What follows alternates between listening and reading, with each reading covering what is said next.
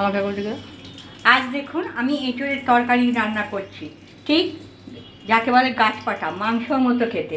আলু কুটে রেখেছি ডুমো ডুমো করে, এঁচোড়টা আগে থেকে কুটে সেদ্ধ করে নিয়েছি, টমেটো, পেঁয়াজ, আদা, রসুন, হলুদ, লঙ্কা, আর ঝোলটাকে গাঢ় করার জন্যে ধনে আর জিরে নিয়েছি, গরম মশলা আর গোটা গরম মশলা।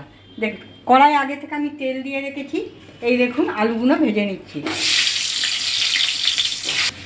আলুগুলো আমি ভেজে নিলাম, এখন আমি তুলে নিচ্ছি। কালার হওয়ার জন্য একটু চিনি দিলাম, তেজপাতা আর গোটা গরম মশলা ছোটো করে দিলাম, রসুন দিলাম,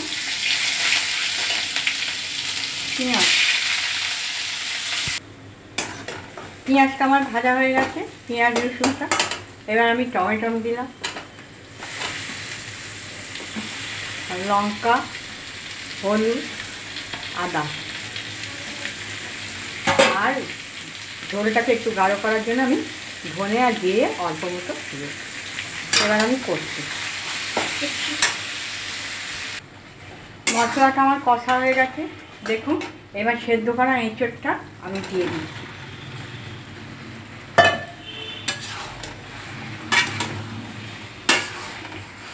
এবার ভাজা আলুগুলো আমি এই এঁচোড়ের মধ্যে দিয়ে দেবো। এবার এঁচোড়টাকে আমি কষবো।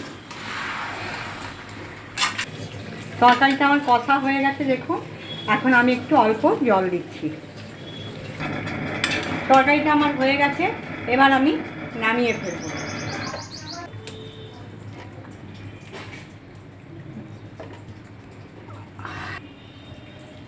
এই দেখুন আমার এঁচোড়ের তরকারিটা হয়ে গেছে। ভিডিওটা ভালো লাগলে কমেন্ট করবেন, লাইক বা সাবস্ক্রাইব করে দেবেন।